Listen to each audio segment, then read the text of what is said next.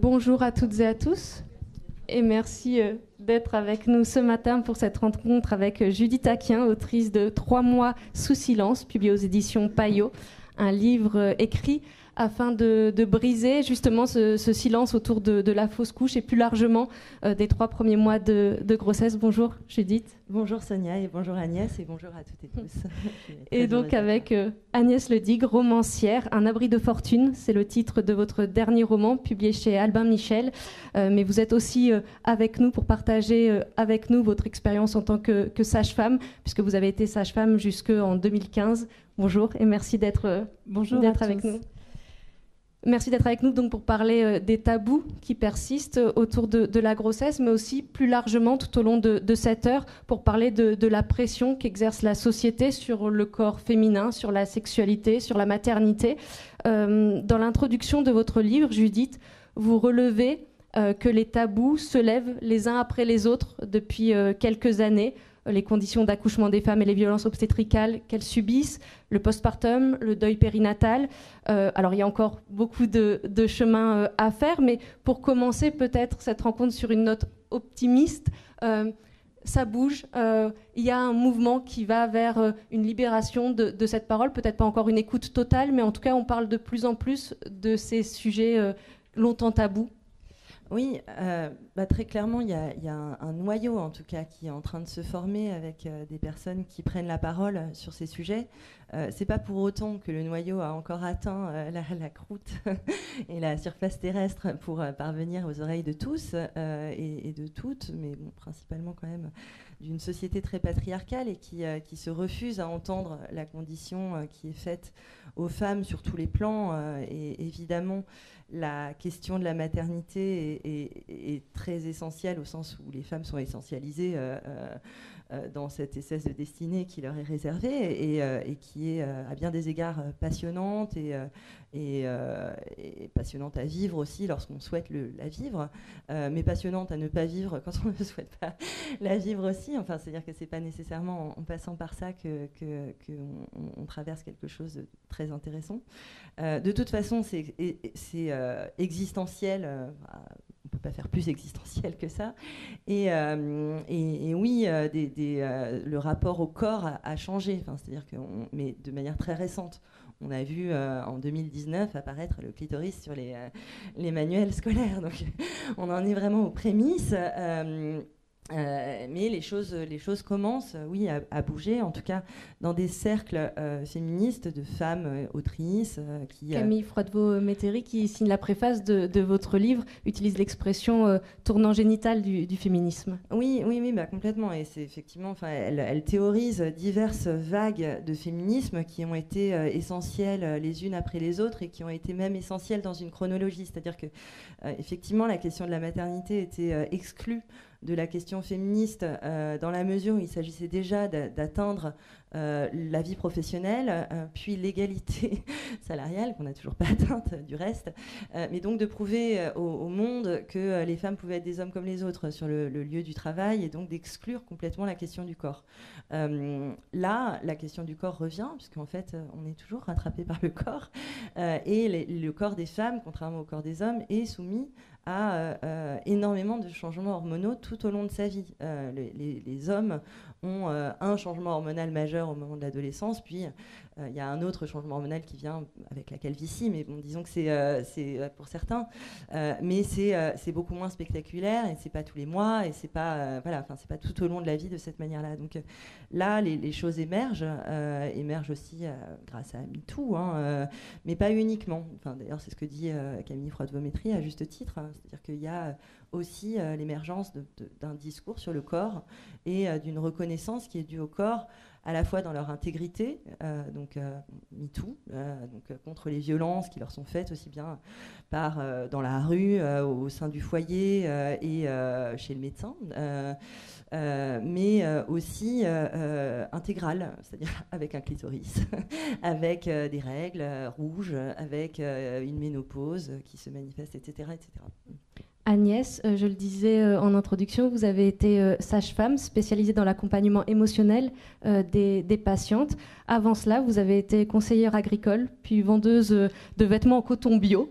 Qu'est-ce qui vous a poussé à devenir sage-femme, et est-ce que vous avez vous aussi le sentiment qu'on ose enfin davantage parler peut-être de choses dont on vous parlait dans l'intimité des relations sage-femme-patiente, mais qu'enfin on en parle de manière plus large?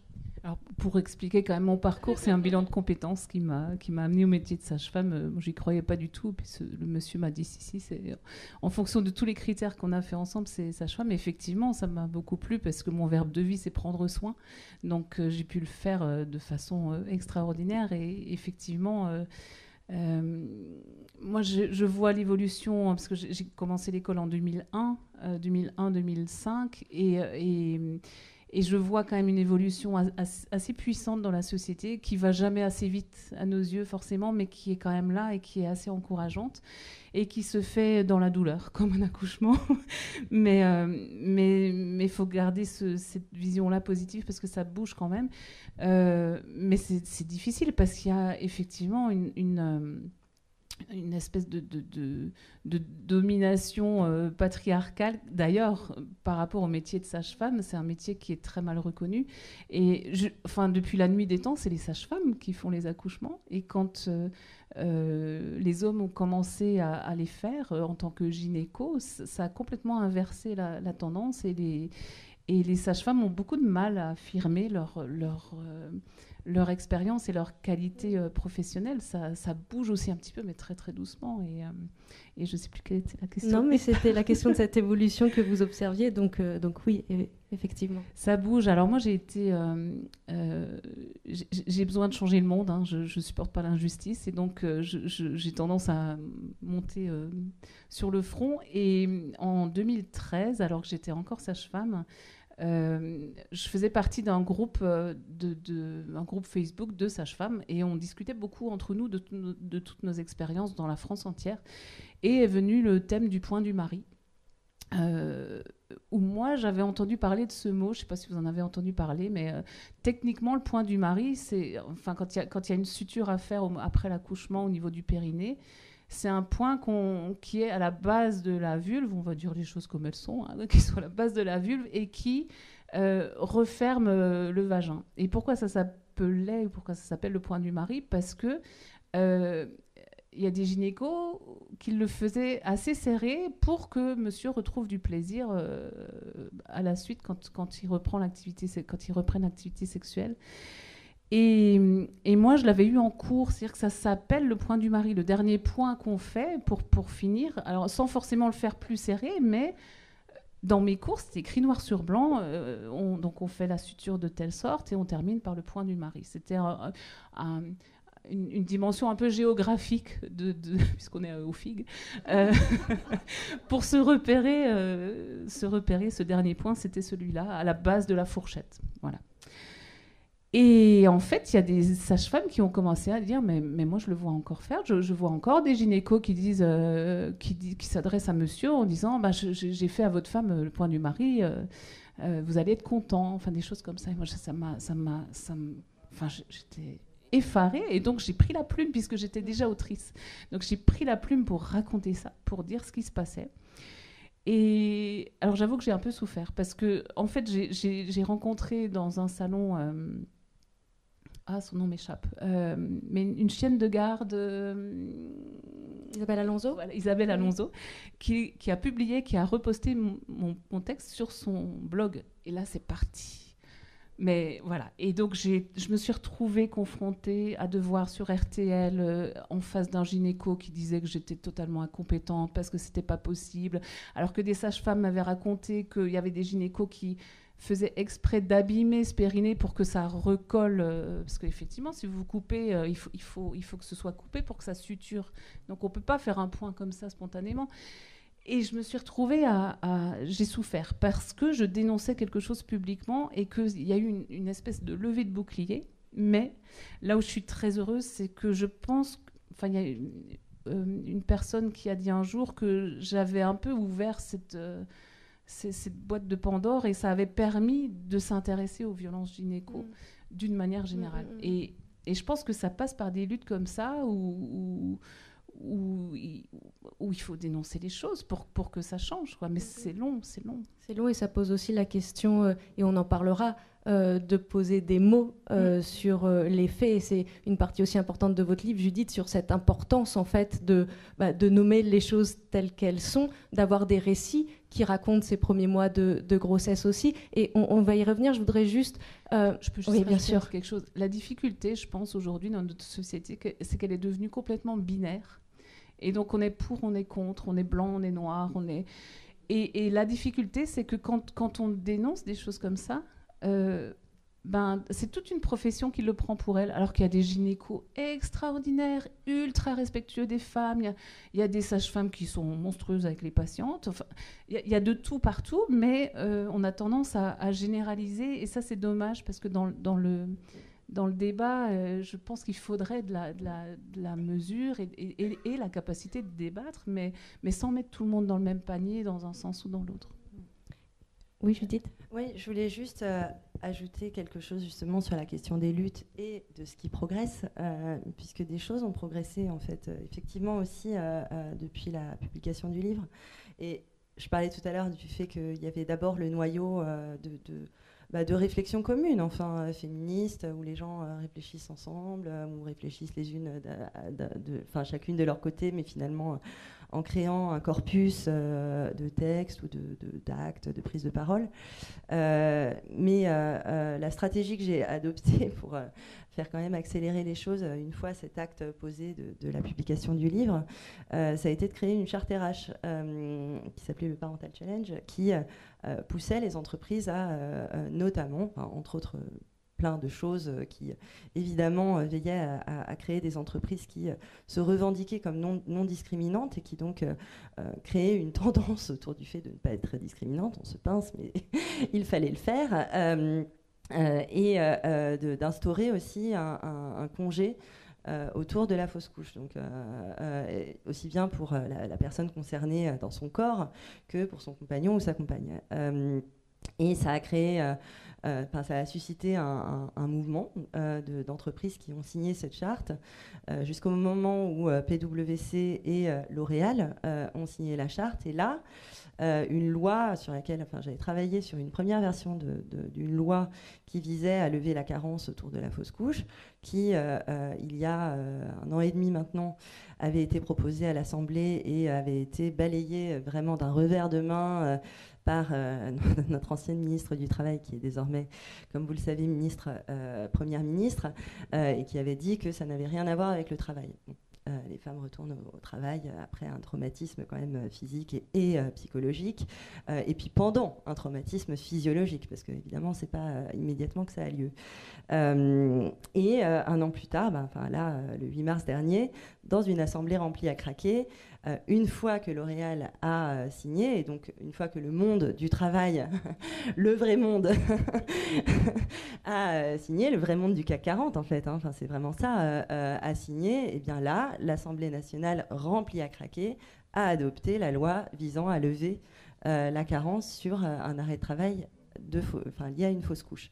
Il y a encore beaucoup de travail pour que cette même chose arrive autour de l'IVG, puisque évidemment il y a beaucoup d'entraves, il y a encore beaucoup de travail à faire, mais c'était intéressant de voir en fait qu'on pouvait tout d'un coup dépasser une strate, et qu'avec une stratégie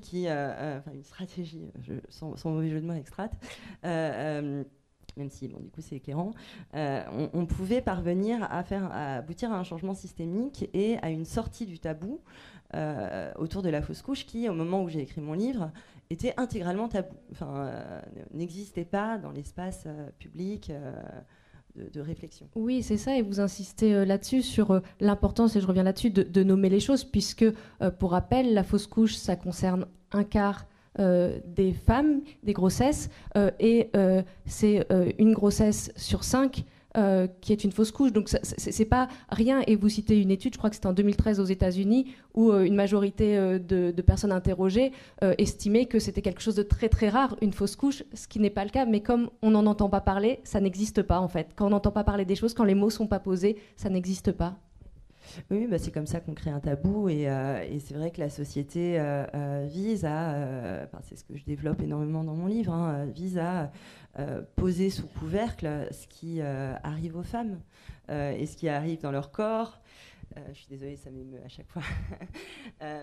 Mais ce qui leur advient, ce qui les entrave, au lieu de trouver des moyens, aussi bien dans la recherche médicale que pharmaceutique, que dans l'espace du travail. Enfin, voilà, une fois de plus, hein, des décisions RH qui devraient être légalisées, en fait, qui devraient sortir de chartes bienveillantes, mais qui devraient faire partie réellement du Code du travail, et puis avec des vérifications. C'est-à-dire que, en fait, les lois existent, mais si les gens ne sont pas au courant parce que il n'y a pas une communication sur les dites lois et donc les droits des employés, eh bien c'est une loi bis qui s'exerce et c'est ce qui a lieu. Donc il y a un certain nombre d'obligations qui doivent pouvoir en fait être vraiment gravées dans le marbre pour aboutir à un respect et à un crédit accordé à ce que vivent les femmes. Parce que ça crée aussi du coup une grande solitude chez les femmes, et vous expliquez dans votre livre qu'au moment de l'écrire, vous vous étiez dit « Ah, mais il faut que j'aille chercher des témoignages » parce que justement, on n'en entend pas dans l'espace médiatique, et que vous vous êtes aperçu que sur Internet, il y avait des femmes qui partageaient ce qu'elles vivaient, qui posaient des questions sur les forums notamment, et que finalement, il y avait à cet endroit-là un espace une sororité qui s'établissait, et avec cette réflexion que, ça existe, et deux, la question de comment est-ce qu'on sort de cet entre-soi féminin, et comment est-ce qu'on fait en sorte justement qu'on ne se dise pas que c'est derrière son écran qu'on va partager tout ça, mais qu'on peut en parler avec l'entourage, et encore une fois dans tous les secteurs desquels que vous venez d'évoquer. Oui, c'est ça. Alors les forums, c'est vrai que c'est intéressant comme sujet. Ça pourrait être un sujet en soi, hein, parce que c'est des espaces qui sont très caricaturés, très méprisés en fait. C'est des espaces où il y a un vocabulaire un peu bétifiant qui est utilisé, mais pour autant, c'est des espaces à respecter, parce que c'est des lieux où, en vérité, sans s'apercevoir en fait du caractère politique, ou sans politiser d'ailleurs ce qui leur arrive, les femmes s'entraident, sont dans une sororité qui n'est pas nécessairement pensée comme telle, mais s'entraident. Simplement, c'est des espaces qui sont effectivement tout à fait accessibles à n'importe qui, mais qui sont des murailles. Dans la mesure où les lieux restent des lieux exclusivement féminins, dans la mesure où les sujets sont exclusivement féminins, le reste de la société, et donc la société qui aujourd'hui est quand même régie par un patriarcat, décide que ça suffit bien qu'il y ait des petits espaces de prise de parole, voilà, bon, comme ça, c'est pas mal comme ça. Et donc la question, c'est comment on rend ces prises de parole systémiques, et comment on les rend politiques, comment on les respecte déjà, et comment la médecine devrait s'attarder sur ces forums pour essayer de comprendre, de faire des études sur les mots qui sont ceux des femmes. Aujourd'hui, les mots de la grossesse, les petits tracas. Les petits mots. C'est comme le point du mari, qui est donc un terme médicalisé. Les petits mots de la grossesse, qui donc désignent les nausées et vomissements pendant au moins 3 mois, une fatigue extrême, tous les symptômes qui sont extrêmement invalidants que traversent les femmes en début de grossesse, et parfois durant toute leur grossesse, sont désignés par la médecine de petits mots de la grossesse. Le résultat, évidemment, c'est qu'il n'y a pas de recherche médicale à leur sujet. Non, puisque c'est petit. Exactement. On minimise les choses. Et les forums existent parce qu'il n'y a pas de discussion possible dans la société. En fait, c'est vrai qu'on a tendance à pas annoncer qu'on est enceinte avant le premier trimestre, parce que c'est la période à risque de fausse couche spontanée la plus importante, et donc je pense qu'on se débarrasse un petit peu du problème de la souffrance des femmes qui vivent ça. On n'en parle pas, donc ça n'existe pas aux yeux de la société, alors que il y a moyen il y aurait moyen de les accompagner. Alors, les forums, c'est peut-être aussi parce qu'il n'y a pas assez de moyens chez les professionnels de santé pour avoir cet espace de communication. C'est ce que j'allais dire, peut-être plus largement que par rapport à ce premier trimestre, mais cette solitude en tant que sage-femme, c'était quelque chose que vous ressentiez, cette solitude des femmes que vous accompagnez dans ce que vous perceviez de leur rapport à l'extérieur, en dehors de vos échanges? Ah bah oui, parce que moi j'étais en libéral, donc je recevais des patientes et je prenais le temps de parler avec elles et c'était un endroit où elles pouvaient justement dire des choses qu'elles ne pouvaient pas dire ailleurs. Et on a tendance à idéaliser la femme enceinte parce que, alors je ne sais pas d'où ça vient, mais je me suis replongée dans l'histoire de Pétain après la guerre, travail, famille, patrie, hein, où la femme enceinte, c'est un miracle. Ça sert la société pour repeupler après la guerre, etc. Et donc c'est vécu comme... faut que ce soit beau, en fait, la grossesse, forcément, alors qu'effectivement, il y a des situations terribles. Et donc, les femmes, quand elles vivent ça, alors qu'elles sont censées être heureuses, épanouies, heureuses d'attendre un bébé, il y a une dichotomie dans le cerveau qui fait que... Comment on fait, quoi. Et vous l'écrivez, Judith, vous écrivez, on tombe dans un abysse de tabous et de difficultés mêlés d'injonctions, et on ne les vit pas mieux sous prétexte que l'on attendait ardemment ce moment. C'est pas parce qu'on a envie d'être enceinte que tout ça doit être passé sous silence et de nier toutes les difficultés et tous ces gros mots qu'on vit. Oui, au contraire, et puis c'est un moment où en fait le projet d'enfant devient concret. Donc c'est aussi, on était attelés à un projet qui était déjà d'avoir une fécondation. Le projet, quand tout d'un coup on sait que potentiellement on va devenir parent, mais c'est une autre étape à franchir qui est énorme, qui pose des questions existentielles très fortes, qui sont passionnantes, qui peuvent être très angoissantes, très merveilleuses à la fois, qui sont tout, et qui, par ailleurs, ont lieu à un moment où on s'angoisse effectivement de perdre une grossesse, parce qu'une fécondation peut avoir lieu après 1, 2, 3, 4 fausses couches, après des FIV, après des PMA, après énormément de difficultés pour l'obtenir. C'est un temps qui est long. J'interroge aussi la terminologie de tomber enceinte, qui est tout de même un peu grosse, quoi. C'est-à-dire que c'est pas si simple. Mais oui, et qui s'ajoute aussi à une montée d'hormones qui, une fois de plus, est associée à des symptômes qui sont très durs à vivre, à aussi l'arrêt de pratiques certes toxiques, mais qui pour autant sont des béquilles. L'arrêt de la clope, c'est pas simple d'arrêter la cigarette. Quiconque a essayé ou a réussi sait à quel point c'est pas facile. L'arrêt de l'alcool, c'est pas évident non plus. Des fromages à pâte molle, non, mais c'est ça, l'arrêt de certains plaisirs quotidiens qui ne sont pas si anodins que ça. L'arrêt aussi parfois d'antidépresseurs, etc.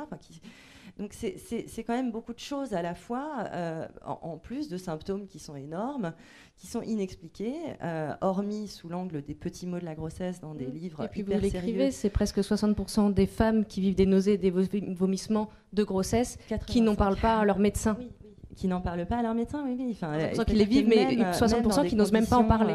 Même dans des consultations en ville, donc chez des gynécologues qui coûtent cher, le temps n'est pas, aucun temps n'est réservé au débriefing de ces conditions. Et c'est vrai que c'est considéré comme normal en fait. Oui, c'est toujours. Ça fait partie de toute façon, la condition des femmes est celle de se dire que c'est normal d'avoir mal. Or si ça ne l'est pas. Ça devrait pas l'être à ce point en tout cas. Et c'est vrai qu'il y a le truc de l'imaginaire commun. Ce qu'on évoque là, c'est que c'est encore des chiffres, mais ils sont tellement marquants que c'est vrai qu'on entend beaucoup parler des nausées matinales quand on est enceinte, et vous expliquez qu'il n'y a que 2% des femmes qui ne sont concernées uniquement par des nausées matinales, en fait. Donc, on en fait quelque chose de généralisé qui caractérise les débuts de grossesse, alors qu'en fait, la grande majorité des femmes vivent des choses beaucoup plus oui, et puis on dures. Des nausées toute la journée. C'est toujours cette manière de minimiser. Il y a des nausées, on va les laisser le matin. Vraiment, c'est quelque chose d'incroyable. Et je reprends ce que tu disais, Agnès, sur la beauté, enfin la représentation de la femme enceinte, effectivement, hein, très pétainiste, mais qui en réalité perdure, c'est que une femme enceinte doit être très enceinte, doit être enceinte de 6 à 9 mois. Le moment de ce premier trimestre, c'est un moment d'illégitimité, c'est-à-dire que, où ça ne se voit pas, et où pourtant on n'a jamais été plus enceinte dans la manière dont les symptômes se manifestent à soi, et dans le caractère existentiel de ce fil en fait du risque. Le fil du risque lié à la fausse couche, le fil du risque lié aussi à la potentialité d'une trisomie, d'une maladie du fœtus. Donc il y a énormément de choses qui ont lieu à ce moment-là et qui sont invalidées par un regard sociétal qui considère la femme enceinte une fois que ça se voit. Et on le voit dans les articles, hein, c'est intéressant, les articles qui parlent de la fausse couche, on voit systématiquement les illustrations, c'est des femmes enceintes jusque-là. Non. Du coup, ça marche pas. Il n'y a jamais de représentation qui finalement montre juste une femme avec un ventre presque plat, ou son ventre habituel, et qui est enceinte. Voilà, il y a aussi une question autour de ces représentations. C'est intéressant, tu parlais des malformations. Je pense que la société décide des choses aussi pour les femmes et pour les couples d'ailleurs, des espèces d'automatismes comme ça. D'ailleurs, je ne sais pas si on parle de contraception, mais c'est pareil pour la ligature des trompes, pour des choses un peu définitives où les femmes considèrent qu'elles n'ont pas le droit, enfin on ne leur donne pas ce droit-là. Pour les malformations, par exemple, il y a le dépistage de la trisomie 21. Alors là, je ne sais plus exactement à quel moment précis, mais on fait une échographie de la nuque du bébé, on voit s'il y a une épaisseur, etc. Et puis, s'il y a un risque, on va faire une amniosynthèse et puis attendre les résultats pendant 3 semaines. Et parfois, j'avais des discussions avec les patientes, je leur demandais, mais et si c'est positif, qu'est-ce que vous faites ? Parce qu'elles sont... En fait, elles sont entraînées dans un espèce d'automatisme comme ça, sans avoir cherché plus loin de leur décision. Il y avait des femmes qui disaient « mais moi, je veux le garder de toute façon ». Donc, je leur disais « mais est-ce qu'il faut faire ce dépistage-là qui est proposé systématiquement ?» Enfin, faut d'abord que vous écoutiez, vous, par rapport à vos décisions, par rapport à vos besoins, mais ne pas forcément entrer dans un automatisme comme ça. Et la société... je pense, décide que, par exemple, la trisomie 21, faut... Oui, ensuite, bon, j'ai une amie qui récemment a fait une IMG, a subi, a traversé ça. C'est un drame, c'est-à-dire qu'elle aimait cet enfant, mais elle savait que cet enfant allait souffrir, qu'elle-même allait souffrir. Je trouve que... Je ne suis pas du tout en train de dire qu'il faut les garder. Hein. C'est juste revenir au choix de la patiente. Et j'ai aussi soutenu des femmes qui étaient dans une difficulté absolue d'interrompre une grossesse, mais juste revenir au respect du choix des patients qui est un peu décidé... faudrait revenir à moi, de quoi j'ai besoin et qu'est-ce que je veux pour mon corps. On en revient à l'IVG, c'est des débats sans fin. Pour par exemple, la contraception définitive, que ce soit une ligature des trompes ou que ce soit une vasectomie, faut voir ce que les médecins disent aux patientes. Mais vous êtes sûr, une femme qui a 38, 37, 38, même 35, même 30 ans, elle a le droit de décider que là, elle ne veut plus d'enfants.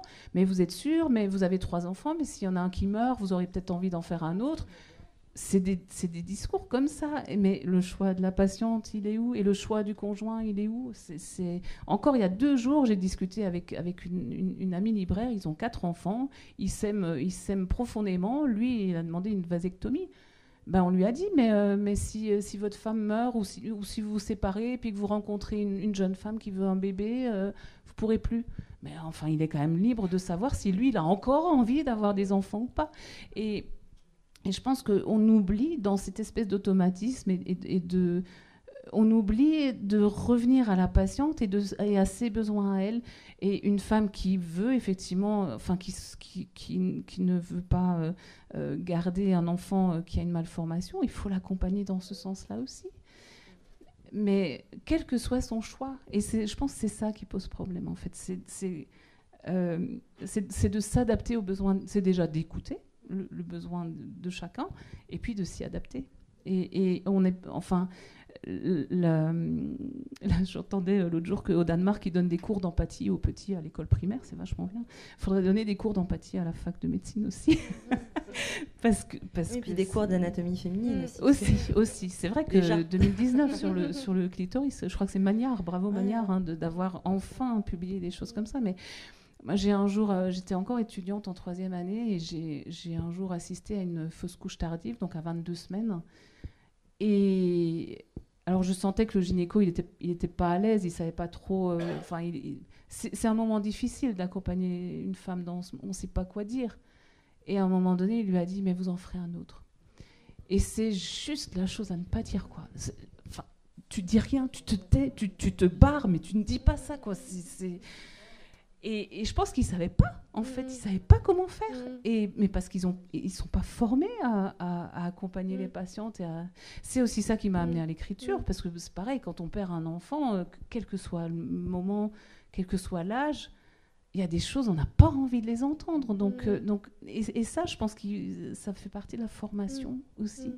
Judith, ça me fait penser, tout ce que vient de dire Agnès, à ce moment dans votre livre où vous parlez de la psychanalyse avec justement ces propos, ces théories de si les femmes vomissent, c'est parce qu'en réalité il y a un rejet de l'enfant. S'il y a des fausses couches, c'est parce que inconsciemment la femme en réalité voudrait ne pas avoir cet enfant. Et quand on vous lit, on se dit...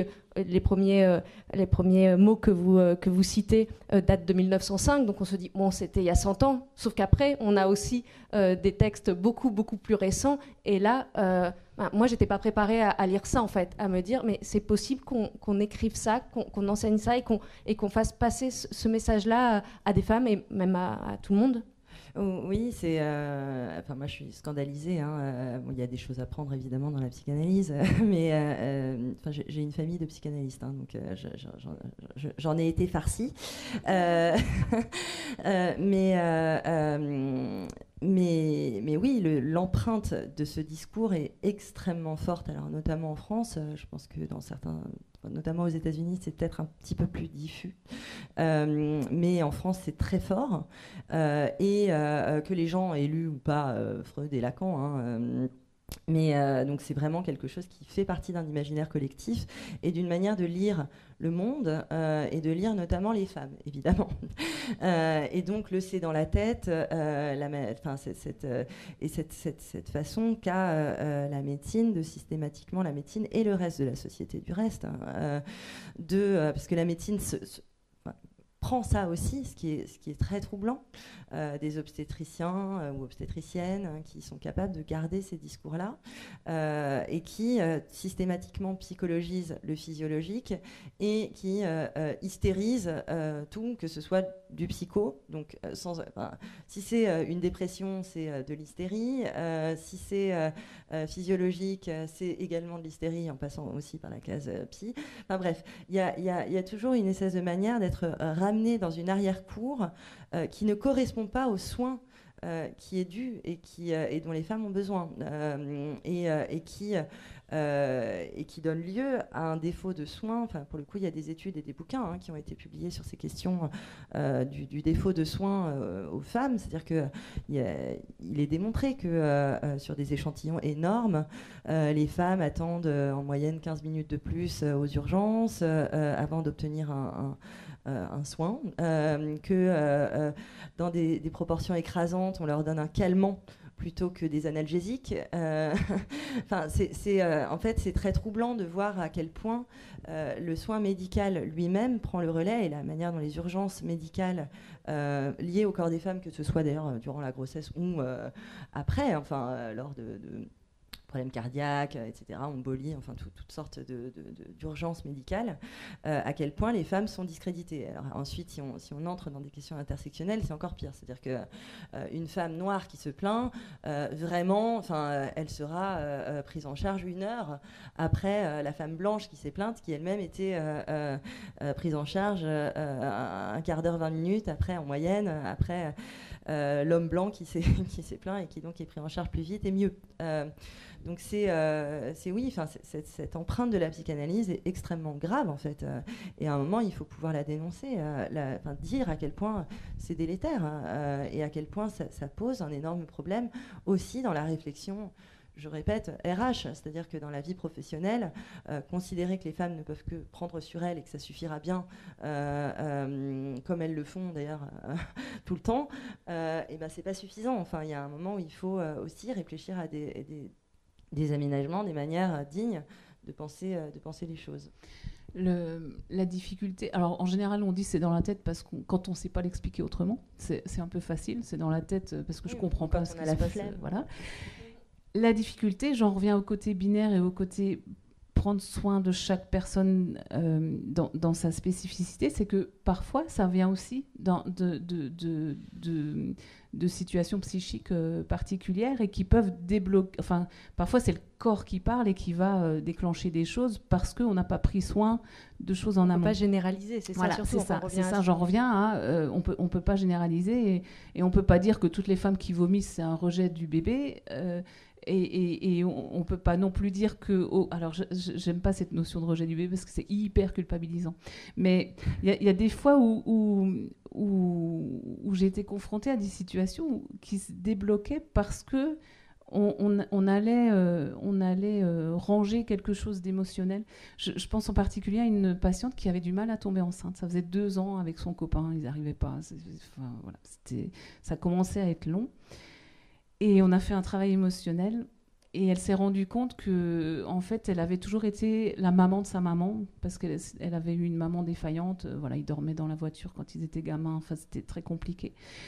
Et elle lui a parlé. Un jour, elle lui a dit, écoute, maman, maintenant, moi, je veux devenir maman. Donc, et elle est tombée enceinte 2 mois après, quoi. Donc, je pense qu'il y a quand même des moments où, quand on prend soin de la personne dans sa globalité, ça peut débloquer des situations, mais c'est insupportable de généraliser et de dire c'est dans la tête, et puis mais surtout c'est dans la tête, débrouillez-vous avec ça, quoi. Je pense que parfois le corps peut parler et dire des choses ou s'interdire des choses par protection émotionnelle, mais il n'y a pas de prise en charge pour ça, en fait. Oui, et puis alors par ailleurs, oui, mais que ce soit les hommes ou les femmes, il est prouvé que le soin et la considération sont améliorent la condition physique, la condition physiologique au moment d'un soin. Ça se comprend. Si on est en proie à des atroces souffrances et que quelqu'un nous dit je suis extrêmement désolée, je suis là pour vous, vous prends la main, etc. Oui, ça peut évidemment apaiser des souffrances et déjà commencer à entrer en soin de son propre corps et de ce qui se passe. Ensuite, le problème est toujours le même, c'est-à-dire qu'au lieu de commencer par dire c'est dans la tête, à un moment, il faudrait quand même que la médecine s'attache à ces sujets qui, une fois de plus, ne sont pas pensés, en tout cas en ce qui concerne le début de la grossesse, puisque c'est des petits mots de la grossesse et donc la recherche ne s'y attarde pas. Donc en fait, avant il faudrait des études. La question est là. Les nausées et vomissements de la grossesse s'expliquent de manière hormonale et médicale. C'est-à-dire que bien sûr, ensuite, tout se mélange. Mais commencer par le psycho, là où on devrait commencer par le physio, me semble grave et extrêmement culpabilisant et surtout très silenciant. C'est-à-dire qu'à un moment, le résultat, c'est que 70% des femmes n'osent même pas poser la question parce qu'elles vont être ramenées à leurs chères études et à leur psychologie défaillante et hystérique.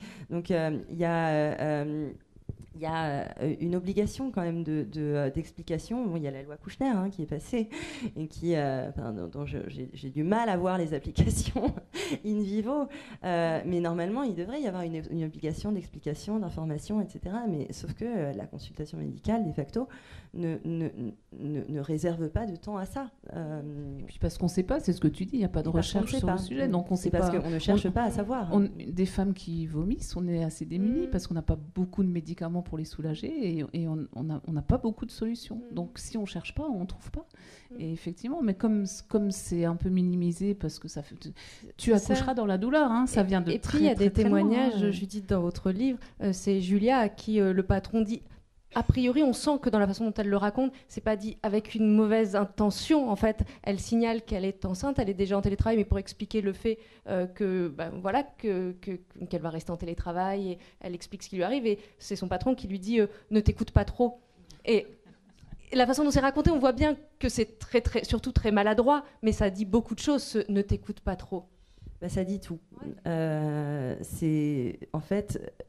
Même à un moment, je voulais nommer mon livre « Ne t'écoute pas trop ». C'est un témoignage qui est incroyable en fait et qui est tellement courant. Moi, j'en ai entendu, mais dans tous les sens, des « ne t'écoute pas trop ». Sur moi, des femmes à qui c'est arrivé. On le dit sous des formes différentes, mais oui, c'est ce qu'on dit aux femmes au lieu de les écouter. On leur dit « ne t'écoute pas trop », sous-entendu « je ne t'écoute pas trop, je ne veux pas trop t'écouter ». Et donc, tais-toi plus. Et aussi, c'est ne pas en parler pour ne pas mettre les autres mal à l'aise et ne pas gêner les autres. Oui, et puis c'est un moment où, de toute façon, tout moment où on traverse quelque chose d'éprouvant pour le corps, notamment, mais aussi pour le reste, on devrait au contraire pouvoir se connecter à soi, pouvoir justement apprendre à bien s'écouter. Donner un conseil de cet ordre, sachant qu'il n'y avait effectivement aucune demande sous-jacente de la part de cette jeune femme. C'était juste un partage amical entre une employée bien placée dans sa boîte et son patron. Et le fait d'aboutir à cette réponse est une espèce de parabole de ce que traversent les femmes, mais en réalité même de ce que traverse toute personne qui est invalidée. Je pense que des hommes qui ont traversé des périodes de handicap ou qui sont en situation de handicap, toute personne qui n'est pas valide, bref, le package, le package qui fonctionne dans la société quand même traverse cette espèce de refus d'écoute, quoi. Là, on a une petite épidémie de burn-out quand même depuis quelques années qui sont un peu significatives de la société. Il y a aussi des femmes, des hommes en dehors de la grossesse où le corps dit stop parce qu'ils n'y arrivent plus et ne t'écoutent pas trop. C'est continue, bon petit soldat au travail, tu aurais besoin d'un arrêt de travail, mais non, t'écoutes pas trop, vas-y continue parce que la société attend ça de toi. Donc c'est généralisé en fait et c'est très inquiétant.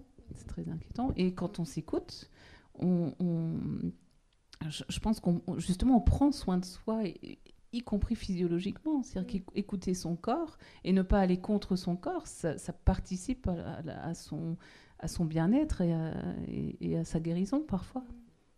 Vous parliez tout à l'heure de votre passage à l'écriture. Vous aviez une trentaine d'années quand vous avez commencé à écrire. Deux réflexions en une, mais la première, c'est... j'imagine, quand je vous entends parler, que toutes les patientes que vous avez accompagnées, toutes ces femmes avec lesquelles vous avez échangé, vous ont nourri en tant qu'autrice, en tant qu'écrivaine, et que quand on est sur l'idée d'avoir le mot juste, l'émotion juste, d'avoir pu partager toutes ces expériences de vie sont d'une richesse folle pour une autrice. Et deuxième réflexion, c'est aussi ce que peut la fiction, ce que peut le roman. On parlait des silences, c'est aussi, j'allais dire, le mot n'est pas forcément adapté, la mission, parce que est-ce que la littérature doit avoir une mission, mais en tout cas, la littérature peut permettre ça, peut permettre de combler ces silences et de faire en sorte qu'on parlait de solitude, qu'à travers la lecture d'une fiction, on se sente aussi moins seul. Ah oui, c'est ça qui est formidable, dans l'écriture en tant qu'autrice et pour le lectorat, c'est que Enfin, moi, j'ai eu une chance inouïe d'être sage-femme avant et je suis une hypersensible, donc je pense que je capte aussi assez facilement les émotions chez les autres. En plus, les femmes enceintes sont dans une, ne serait-ce que grâce aux hormones, dans une situation émotionnelle un peu à fleur de peau. Et donc, ça permet, quand on a des discussions et des ressentis avec la patiente, d'aller encore, je pense, encore plus profond dans la compréhension des émotions. Et cette hypersensibilité me permet après de retranscrire toutes ces émotions-là, tout ce catalogue d'émotions en quelque sorte, dans des personnages. Et souvent, le retour que j'ai, c'est vous avez mis des mots sur ce que je ressens sans réussir à l'exprimer. Et je pense que c'est à ça qu'on sert aussi, c'est de pouvoir mettre en mots des choses que les gens ressentent. Et ça fait du bien de ne pas se sentir seul, en fait. Quand on lit un truc en se disant oh, mais c'est exactement ce que j'ai ressenti dans ton cas en particulier, dans ton livre, ben on se sent moins seul et c'est thérapeutique, en fait. De se sentir moins seul, c'est déjà thérapeutique. Oui, alors désolée, ça fait un peu tartinade de culture, mais Barthes dit que le texte est un tissu, et c'est vrai. Enfin, il y a quand on met en mots en tant qu'autrice ou auteur, en fait, on tisse quelque chose et on tire des fils et on les met ensemble. Enfin, on arrive à trouver le système, en fait, le tissu qui donne une cohérence et un poids et qui apporte une lumière aux mots posés les uns à côté des autres. Enfin, il y a quelque chose de très très fort, effectivement, dans l'écriture. Alors même si moi je suis pas romancière, mais même dans l'écriture d'un essai, il y a la possibilité, effectivement, d'éclairer complètement, de sortir d'un propos qui est nécessaire aussi en conférence, etc., mais de pouvoir apporter une profondeur, une réflexion dans des choix précis de terminologie, qui sont extrêmement libérateurs et émancipateurs aussi au moment de l'écriture, enfin, qui font entrer dans d'autres strates, quoi. On n'a pas tout dans la tête au moment où on se met à l'écriture, et donc pouvoir se laisser aussi guider par le texte qui s'écrit, c'est quelque chose d'extraordinaire, en fait. Et il y a cette idée de changer le récit pour voir le monde autrement. Agnès, c'est la question de la visibilisation des violences faites aux femmes notamment, mais c'est aussi la question de notre rapport à l'environnement, qui est une chose qui vous préoccupe et occupe beaucoup et qui est au cœur de votre dernier livre. Ça aussi, c'est important. C'est comment est-ce que, par le choix des mots, par la façon de raconter les histoires, on amène à ressentir le monde différemment. Mais je crois que c'est ça qui m'a amenée à l'écriture. En fait,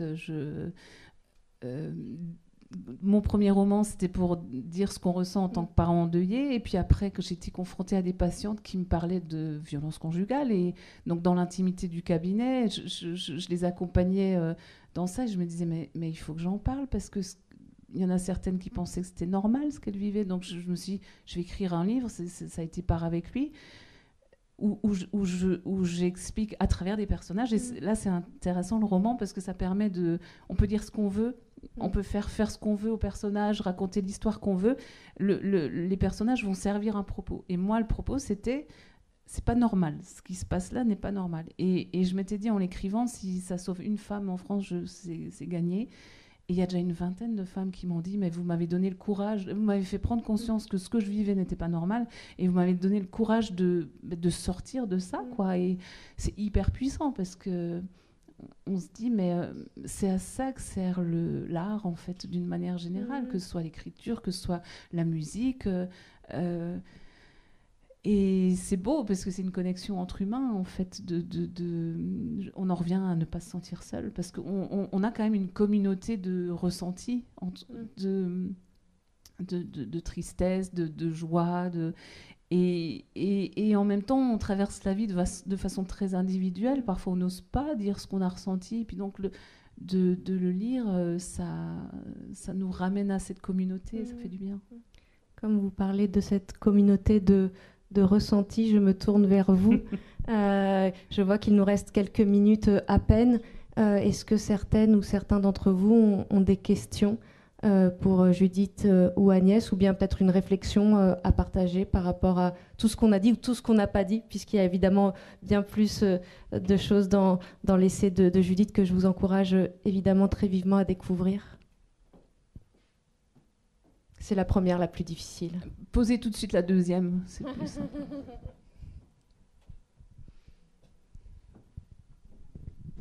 Pas de questions? Je voulais... J'allais dire, je suis contente puisqu'il y a pas mal d'hommes dans la salle et là, c'est un homme qui pose la question. C'est parfait. Puisque c'est la deuxième question, je peux la poser.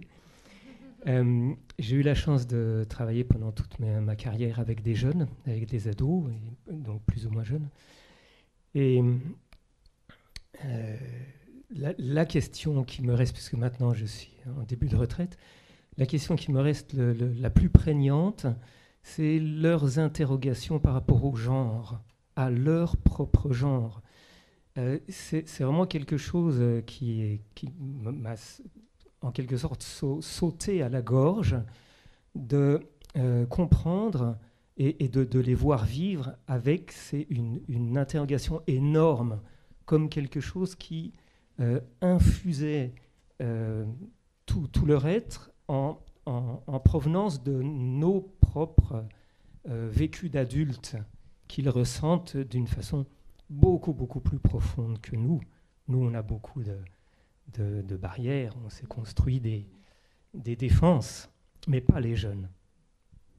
Donc, je pense que nous, on a grandi avec une norme, c'est-à-dire qu'on est garçon, on est un garçon, on est fille, on est une fille, et puis si on est une fille, on se marie avec un garçon, et on fait des enfants, et on a une maison, un chien, une voiture, et voilà.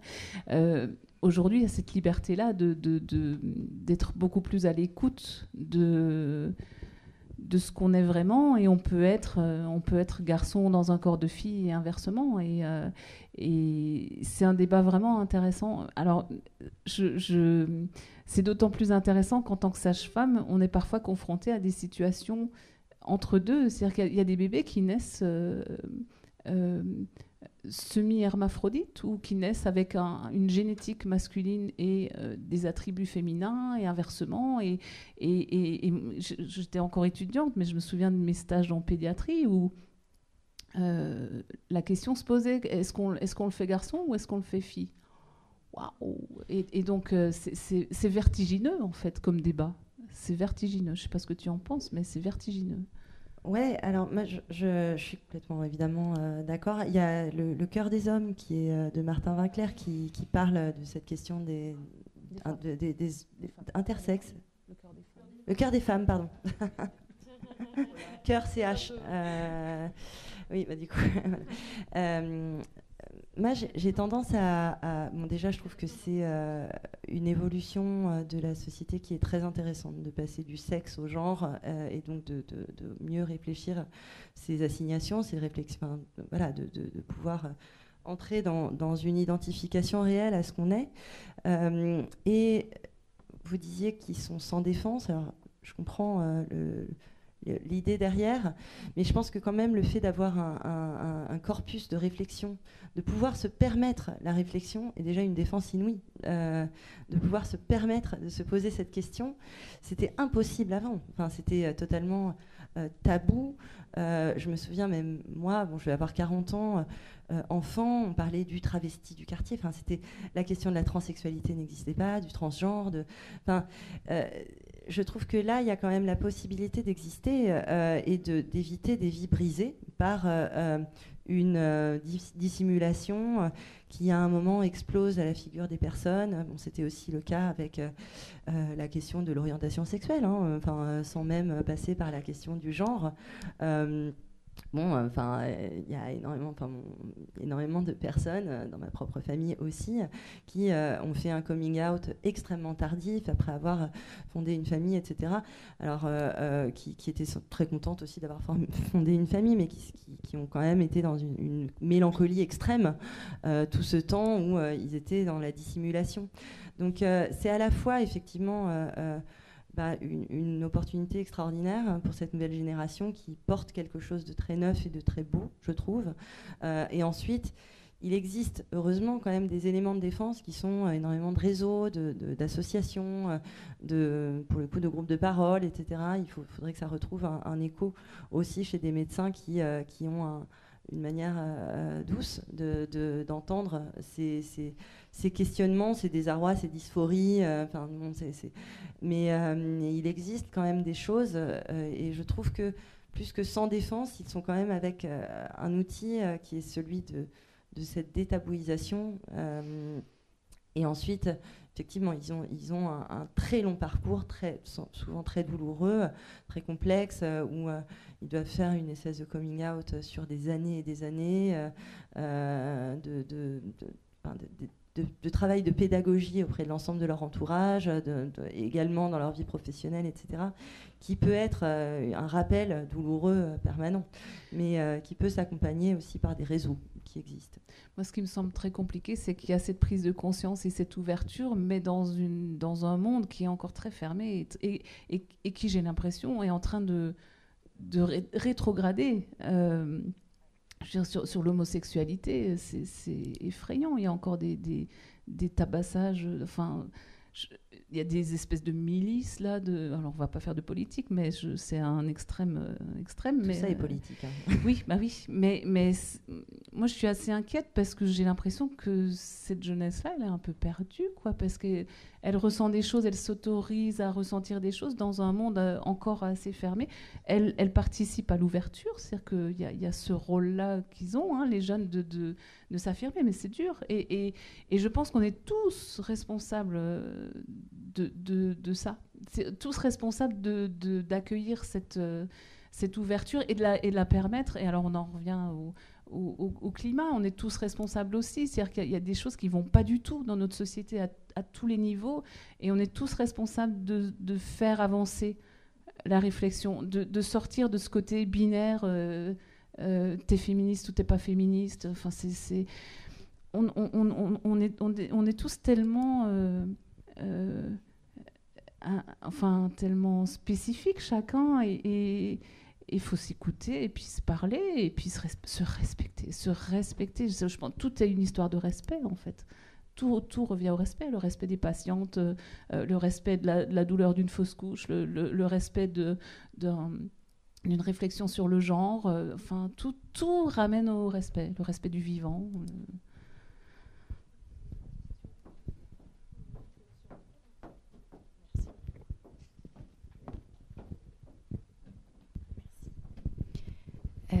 Une autre question, plus dans le concret, les solutions et des demandes de référence, puisque vous en avez donné un peu sur Martin Winkler, vous avez parlé d'une charte. Si toutes les deux, vous arrivez à renommer des choses qui vous ont fait du bien, que ce soit des livres, des rêves, et aussi des pratiques. Vous avez parlé de l'art comme solution.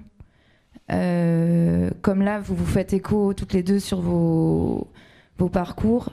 S'il y a, que nous partager des choses qui auraient pu vous faire du bien, que ce soit pour vous mettre à l'art ou à l'écriture, pour vous soulager, même si c'est des noms de médecins, en tout cas des personnes aidantes ou des partages et des références, si vous voulez bien. Merci. Alors, c'est vaste. Énorme sujet. Et évidemment, une fois que j'aurai sorti 2-3 refs, je me dirais que j'en ai oublié 150. Mais déjà, il y en a une qui a été à l'origine aussi de ma décision d'y aller à l'écriture. Donc j'étais à 4 mois de grossesse, 3 mois d'ailleurs. Puis voilà. Donc j'étais encore très fatiguée. Puis à 4 mois, j'ai commencé à écrire. C'est Rebecca Solnit qui écrit des essais qui sont absolument extraordinaires. Alors il y a la mère de tous les mots, je crois. Je sais plus. Alors il y en a plusieurs. Enfin, il y en a une avec le mot mère, M-E-R-E, et l'autre, ces hommes qui m'expliquent la vie. Et qui sont en fait des sommes d'articles. Hein. Donc ces hommes qui m'expliquent la vie, ça commence par du coup un article qui s'appelle comme ça, sur une histoire de mansplaining absolument prodigieuse, très très drôle. Et en gros, un homme lui explique qu'elle devrait vraiment mieux affiner son propos en lisant peut-être un texte de, évidemment, elle-même. Bref, et ça, c'est très très bien. Enfin, sur aussi des questions de crédit et de discrédit accordé aux femmes. Je parle beaucoup dans mon livre de Cassandre, du mythe de Cassandre, et qui, vraiment en écho avec sa réflexion à elle. Donc voilà. Il y a Les filles d'Egali, qui est un livre extraordinaire de Gert Brantenberg, une Norvégienne qui a écrit donc cette fiction totalement, vraiment cette totale fiction dans un monde qui, pour le coup, est dès le départ matriarcal et une violence matriarcale assez semblable à celle de la violence patriarcale, c'est-à-dire que voilà, les hommes sont censés obéir à des standards de beauté qui sont évidemment impossibles, c'est-à-dire pour être beau, il faut être petit, rondouillard, avoir une barbe bouclée, enfin bref, voilà. Donc c'est une usine évidemment à créer des complexes, se retrouve à devoir chantonner sur des chansons paillardes qui évidemment les salissent énormément. Enfin bon, bref, elle atteint en fait un certain nombre de strates qu'on ne pense même pas tellement on les vit. La traduction est extraordinaire parce que c'est une traduction qui vraiment travaille sur les mots. Et donc, comme c'est un matriarcat, tout est par défaut au féminin. Donc voilà. Et au départ, on a l'impression d'un exercice de style. Donc on se dit, bon, ça a peut-être sa limite. Et en réalité, on se rend compte très vite en fait, du caractère très percutant du langage sur le système. Et très conditionnant. Voilà, donc je pense que ces deux références, c'est bien. Et puis après, il y a plein de comptes Instagram sur les violences gynéco. Moi, je pense que le conseil que j'ai à donner, c'est de ne pas hésiter à aller consulter quelqu'un pour prendre soin de son cœur. Alors, je ne parle pas du cardiologue, mais il y a toutes sortes de psychothérapies possibles.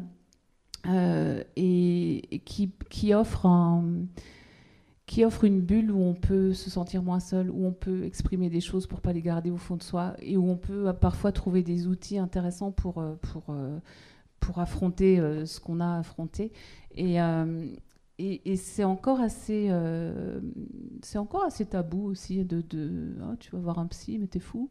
Non, je vais pas trop bien là, je traverse une période difficile, quelle que soit la raison, et puis ça m'aide et il faut sentir la personne en face, donc il faut pas hésiter à consulter plusieurs personnes différentes et échanger au cours du temps. Moi ça fait 18 ans que j'ai des périodes où je vais de temps en temps voir quelqu'un et puis de temps en temps j'arrête et puis je vais voir quelqu'un d'autre. Là récemment j'ai découvert l'EMDR, ça m'a fait un bien fou. Sur l'EMDR, comment définir ça? C'est un peu reprogrammation neurolinguistique pour effacer les traumatismes, souvent après un choc post-traumatique. Et ça fait du bien et il ne faut vraiment pas hésiter parce qu'il y a des gens qui sont formés pour ça, qui peuvent vous accompagner et voilà. Merci beaucoup, merci infiniment à toutes les deux d'avoir été avec nous et merci à vous toutes et tous d'avoir partagé ce moment avec nous. Vous pouvez retrouver les autrices en dédicace pour celles et ceux qui le souhaitent juste avant les escaliers et je vous souhaite une très bonne suite de festival. Merci.